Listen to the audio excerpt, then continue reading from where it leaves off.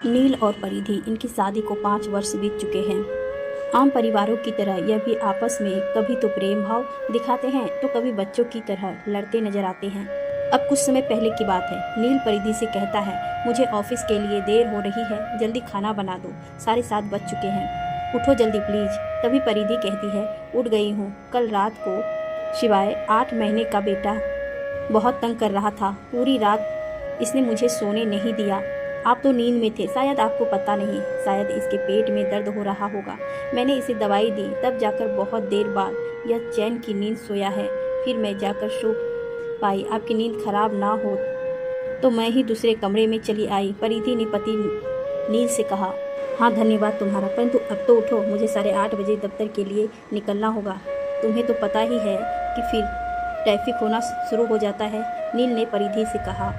तभी झट से परिधि कहती है, आज चाय आप बना लो, मेरा सिर रात भर से दुख रहा है, और खाना आप आज बाहर से ही मैनेज कर लेना। यह सुनकर नील बोलता है, अभी 3 दिन पहले ही खाना बाहर से आया था, और हफ्ते में एक बार तुम्हारी पसंद का खाना हम वीकेंड पर ऑर्डर करते हैं। हाँ, मैं कब मना कर रही हूँ, मुझे पता है आप मेरी चॉइस का पूरा ध्यान रखते हो, पर आज मेरी आँख ही नहीं खुल रही। तभी थोड़ा नाराज़गी दिखाते हुए नील बोला, ठीक है मत बनाओ, लेकिन अब से वीकेंड पर खाना बाहर से नहीं आएगा। कितना बाहर का खाएंगे, और बजट और पेट दोनों का भी तो ध्यान रखना पड़ेगा ना, क्योंकि सिवाय अभी छोटा है। कुछ ना कुछ कारण से हफ्ते में 1 से 2 बार तुम खाना नहीं बना पाती। तभी परिधि तुरंत बोली, क्या मैं जानबूझकर ऐसा करती हूँ? मुझे कोई शौक नहीं है तुम्हें बिना खाना खाए दफ्तर भेजने का।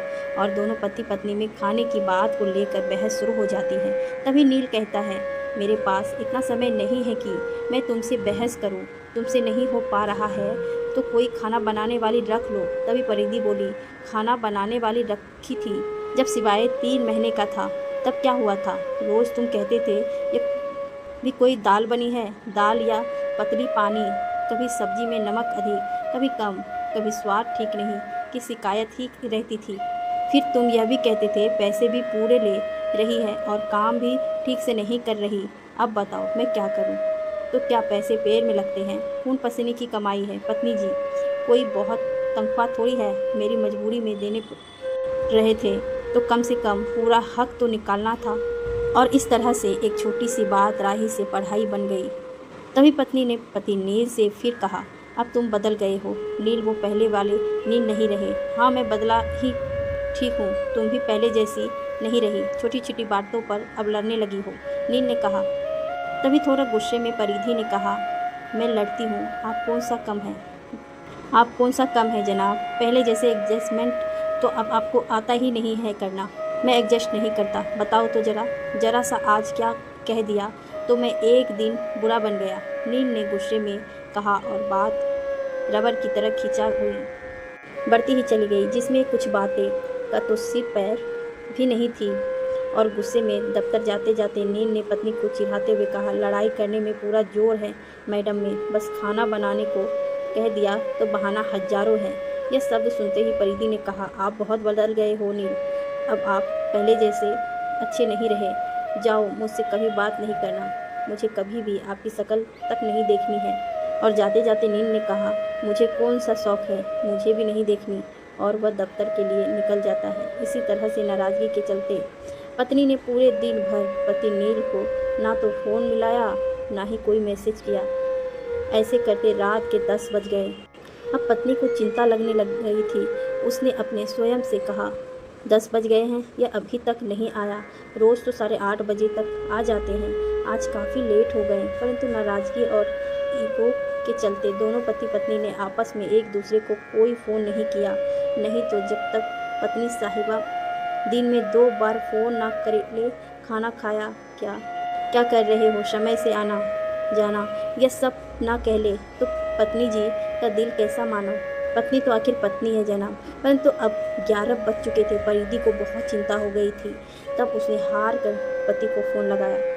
फ़ोन स्विच ऑफ आ रहा था। ऊपर से बारिश का ज़बरदस्त मौसम था और पिछले 1-1.5 घंटे से बहुत तेज़ मूसलाधार बारिश हो रही थी। अब पत्नी की हालत बहुत ख़राब हो रही थी। उसे बार बार ना जाने क्यों सुबह अपने कहे हुए शब्द याद आ रहे थे कि मुझसे कभी बात मत करना, मुझे अपनी शक्ल मत दिखाना। अब पत्नी परिधि के मन में अनेक विचार आने लगे थे कि मैंने ऐसे शब्द ही क्यों कहे। यह सब परिधि के लिए बहुत घबराहट के पल साबित हो रहे थे। सब ठीक तो है ना? नील ठीक तो होंगे ना? उनका फ़ोन नहीं लग रहा है और ना ही अभी तक आज घर आए। पर यह सोचते सोचते परिधि की आंखों में आंसू आने लगे। उसने अपने स्वयं से कहा, ईगो की गई तेल लेने परिधि रानी। और उसने घबराहट में नील के दोस्त अमित को फ़ोन लगाया। भैया नील आपके साथ हैं क्या? परिधि अमित से पूछा। उसे तो ऑफिस से निकले काफ़ी देर हो गई है, क्या अभी तक घर नहीं पहुंचा? अमित पूछता है। नहीं भैया, बहुत लेट हो गया। अब तो परिधि ने घबराहट में अमित से कहा, कोई बात नहीं भाभी, आप चिंता मत कीजिए, मैं ज़रा देखता हूँ और जैसे ही पता चलता हूँ बताता हूँ। इतने में दरवाजे की घंटी बजी। तब तक 11:10 बज चुके थे। परिधि दौड़कर दरवाज़ा खुलती है। सामने नील को खड़ा देख अपने आप को रोक नहीं पाती और उसके गले लगकर बहुत ज़ोर ज़ोर से रोने लगती है। आप कहाँ थे नील? मेरा दिल ज़ोर ज़ोर से धड़क रहा था। आप इनसे पहले कभी लेट नहीं हुए, परिधि ने रोते हुए कहा। तभी नील ने कहा, अरे अरे मेरी जान, तुम तो बच्चों की तरह रो रही हो, क्योंकि आज मेरा मोबाइल का चार्जर ऑफ ही रह गया और फ़ोन स्विच ऑफ हो गया और तेज़ बारिश की वजह से रास्ते में काफ़ी जाम था। एक जगह मेरी गाड़ी फंस गई थी, इस कारण से काफ़ी लेट हो गया और मैं थोड़ा सा तुमसे नाराज़ भी था, तो मैंने तुम्हें किसी और के फ़ोन से भी फ़ोन करना उचित नहीं समझा। गलती मेरी भी है, मुझे माफ़ कर दो।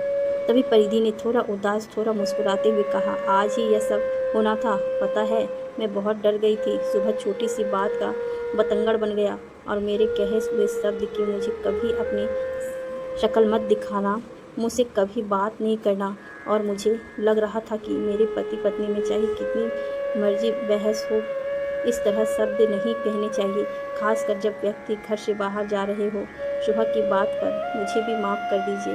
तभी नील ने कहा, अरे तुम भी ना, मुझे कुछ नहीं हुआ है, परंतु यह बात तो है परिधि, चाहे कितना मर्जी कोई नाराज़ हो, इस तरह की बात मुँह से ना ही निकले तो ठीक है। बड़े लोगों से सुना है ना कहते हुए कि हमेशा अच्छी ही बोलना चाहिए, ना कि जाने कब सरस्वती जुबान पर बैठी हो, क्योंकि आगे से हम वादा करते हैं कि हम इस तरह की कोई बात एक दूसरे से नहीं करेंगे।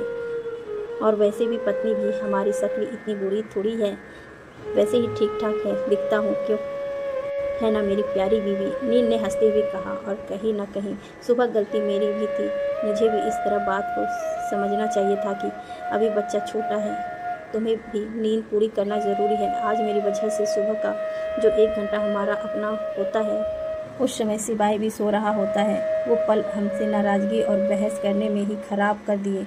हमारे ही हाथ में है कि हम उन पलों को हसीन बनाते हैं या नहीं।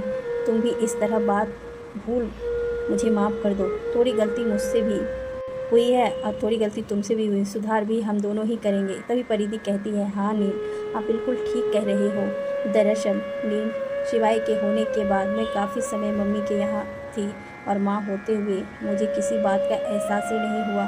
तब जब शिवाय पूरी रात जागता था तब मम्मी भी बराबर मेरा साथ देती थी और सुबह मुझे कभी जल्दी उठने की ज़रूरत नहीं पड़ी। सच में माँ तो माँ होती है, ना जाने इसमें कहाँ इतनी हिम्मत आ जाती है इस उम्र में भी। परंतु एक माँ होने के साथ मैं एक पत्नी भी हूँ। आखिर अपने घर आना ही था और मुझे भी थोड़ा मैनेज करके चलना चाहिए था। खाने की तैयारी दिन में जब सिपाही सो रहा होता है तब थोड़ी बहुत कर लेनी चाहिए, ताकि अगले दिन सुबह बहुत काम समय लगे। फिर चाहे मैं सुबह थोड़ी थकी हुई हूँ, एक बार काम आसान हो जाता है। आगे से मैं पहले से प्लानिंग कर चलूँगी। परिधि ने नील से कहा, वैसे आज की यह घटना से यह पता चलता है पत्नी जी की आप मुझसे प्यार तो बहुत कहती हो और मैं भी तुमसे प्रेम करता हूँ। नील ने पत्नी परिधि को बड़े प्यार से कहा। बिल्कुल आप ठीक कह रहे हैं नील, और घबराहट के पल बहुत ही प्यारे पलों में तब्दील हो जाते हैं। अच्छा यह बताओ, रात के खाने में क्या बनाया है? आज सुबह ऑफिस में बड़ा पाव खाया और अब पेट में चूहे कूद रहे हैं, पति ने पत्नी से पूछा। तभी पत्नी तपाक से बोली, मुझे मालूम था कि आपकी नाराज़गी कैसे दूर करनी है। आपके पसंद के राजमा चावल बनाए हैं जनाब। वह अलग बात है कि मैंने आपको बस फ़ोन नहीं किया। परिधि ने जीभ बाहर निकालते हुए बोला। अरे वाह, सुनते ही मुंह में पानी आ रहा है। नील ने बोला, ऐसा ऐसा करते हैं। अपने लैपटॉप बैग से कुछ निकालते हुए पति ने कहा, यह लीजिए देवी जी, आपके लिए पान व भी बिना सुपारी वाला, बारिश में भी गाड़ी रोककर बनवाया है। मुझे पता है तुम्हें पान बहुत पसंद है। अरे वाह, पान! खुश होते हुए परिधि ने कहा और दोनों पति पत्नी गले लग जाते हैं। दोस्तों, यह कहानी आपको ज़रूर अच्छी लगी होगी। पसंद आए तो लाइक कीजिए और शेयर कीजिए।